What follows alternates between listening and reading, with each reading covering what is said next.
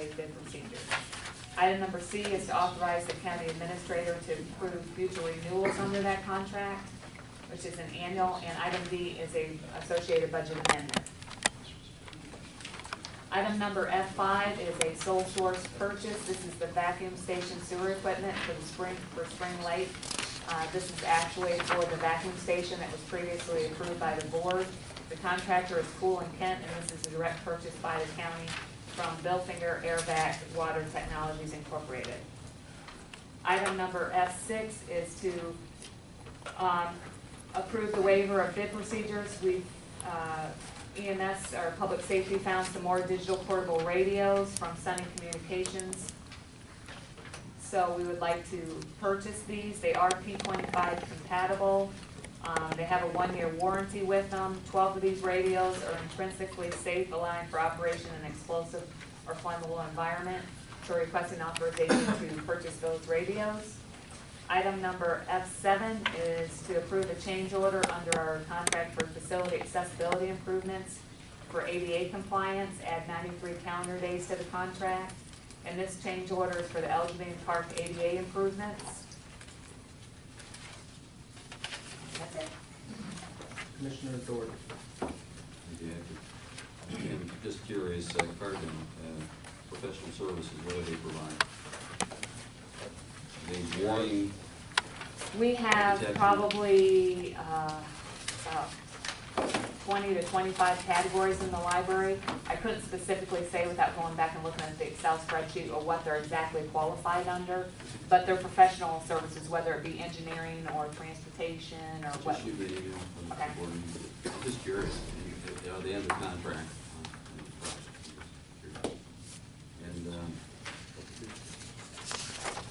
the vacuum station, does this include the additional service area that there's a redesign that's going to take place, and the pump station may have to be revised a little bit from anybody from ECU or anything? It's my understanding that this piece of equipment accommodates that, so there was no change. That's why we proceeded with this So purchase. they were able to adjust the pumps or whatever they had to do to take on the additional service area with no additional cost. That's my understanding. At this point in time, they're not quite completed the design yet, but they believe at this time that this size will accommodate the additional extra 10 or 10A that they were doing. Okay. I'm just trying to see if there's an anticipated change or what. Okay. Not There expected. is not. And you said they're compatible on the radios, F6? Yep. And which facility under F7? Commissioner, LG. this particular change order is El Jovine Park. Any more questions on the purchasing items? We have one item from Community Services. Good afternoon, Commissioners. We have one item. We're requesting approval to apply for a land water conservation grant through Florida DEP to be used at McGuire Park. Commissioner Doherty. FDEP grant for a park. Curious.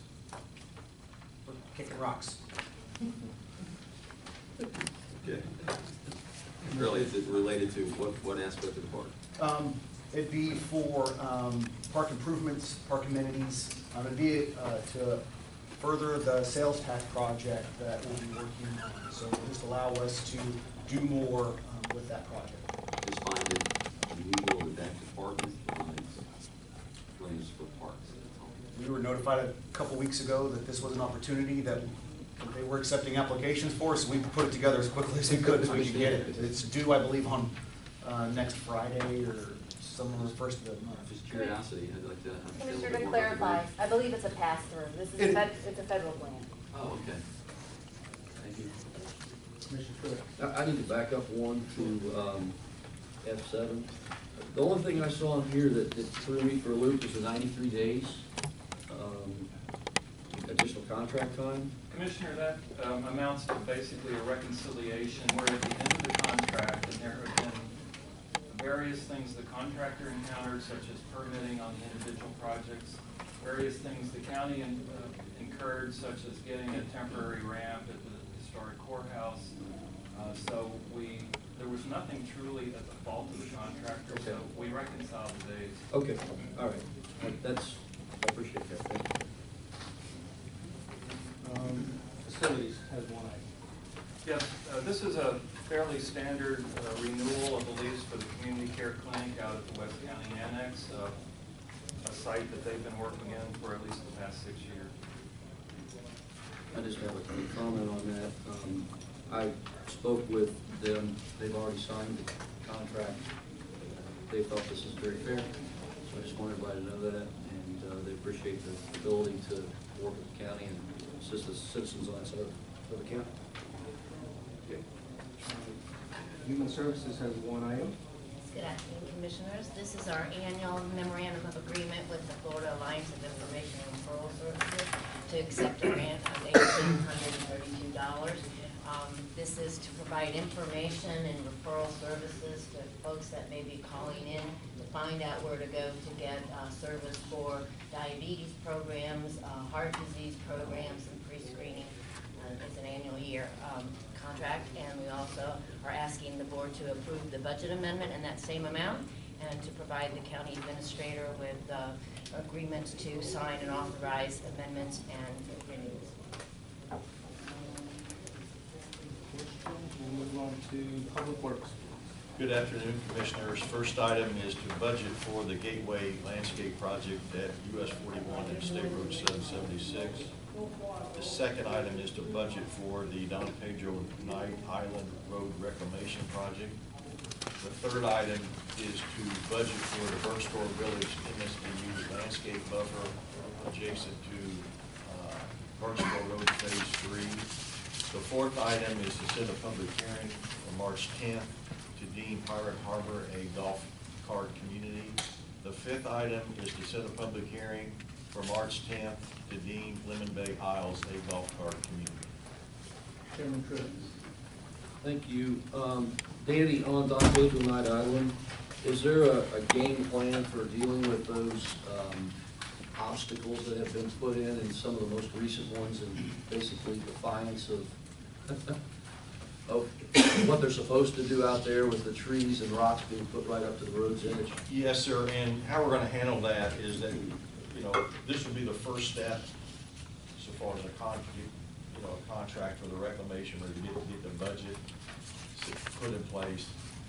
The second step that is going to occur here shortly, as we have had, many discussions with the advisory committee so far as doing a design build, getting someone under contract to work with those folks specifically to deal with the reclamation, deal with their plans for the road, deal with what's in the rights of way that they would like to, the advisory committee would like to have us take a look at removing. So we'll deal with all those issues as part of this, plus more importantly, after we get their design build guy under contract, we'll be rolling. Okay.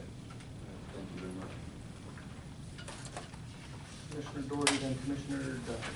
Just a clarification, Danny, on the Gateway project, it's, we're doing the project, we have to establish a new project before we can go out and hire a design firm. That's sort of the sequence.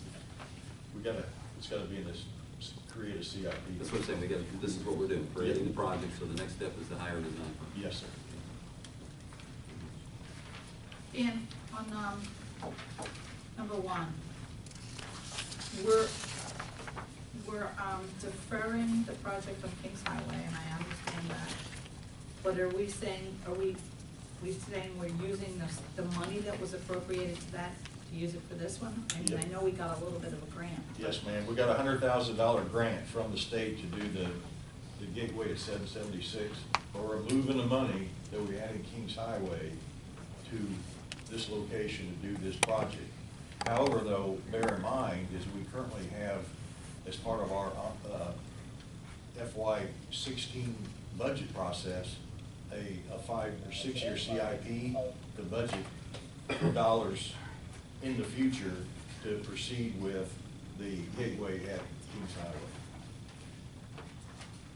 So that we're dealing with that on the back end, but the front end, we're moving dollars to do this one now. Okay. And does that include putting water at that 776 and 41? Yeah, we're gonna do the best we can based on the availability to use reclaimed water.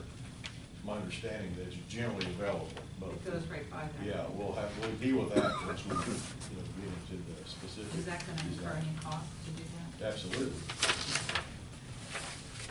I just hope we're be able to do that. This is one thing that, I wasn't aware of this until I saw it on the agenda, and when we had the committee, we knew everything that was happening. I mean, it's great, it's fine, but I wish we had known about it. I'm afraid our communications now are gonna be, not as good as they were before, without the committee. But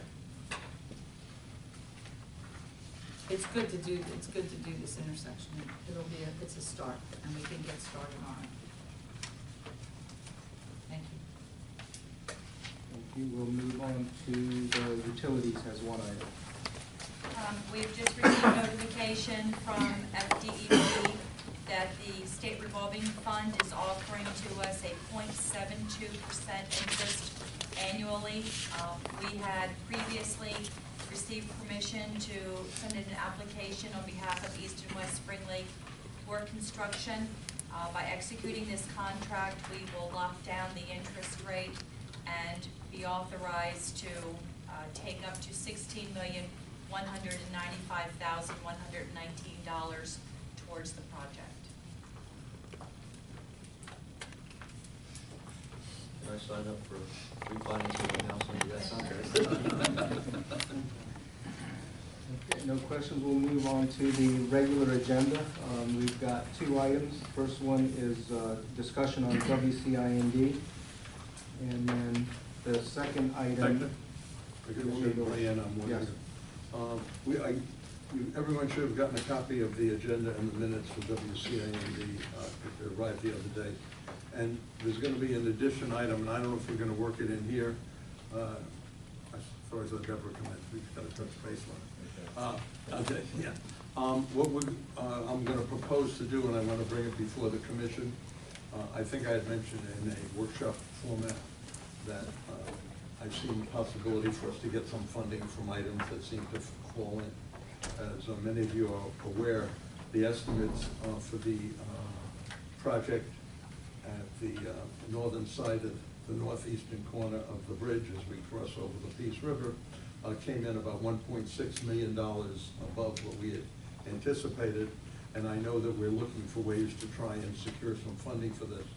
And I believe that we can go to WCIND.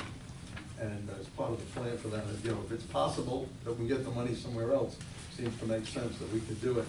And Deborah and Tom and I, we've gotten together on this, and we're going to be meeting one more time before the commission meeting. At this point, it looks like I'd like to get the commission support to request about $250,000 towards the $750,000 shortfall that we're trying to make up to move ahead with that project. We did get, was it about $68,000 from them initially, and they have cooperated with us in extending that 2 or 3 times. So in addition to the upcoming meeting that we're going to have a week from this Friday, and we're going to be there all day because we're meeting and interviewing the candidates that are being considered to take over that position. But I do want to bring it up, and I'd like to hopefully at that meeting get your support to make the request from Charlotte County for $250,000 from WCIND. And we would add that on the change memo. Yeah, or however, whatever's appropriate, easiest way to do it. That's part of the. Yeah, I still don't have all the details yet, and I've got to add it to the WCIND agenda, which is out, but I think I'll be able to do that. Mr. Johnson. Do we have a WCIND budget? Do we know what their reserves are? Funny you should mention that. We've got most of that information at hand. The director was on vacation this past week, but Mr. Berger and I are going to be meeting on that momentarily. Gordon, have you had some success in getting some of those figures together on the WCIND budget? Yeah, I mean, it comes right off the spreadsheets that go to the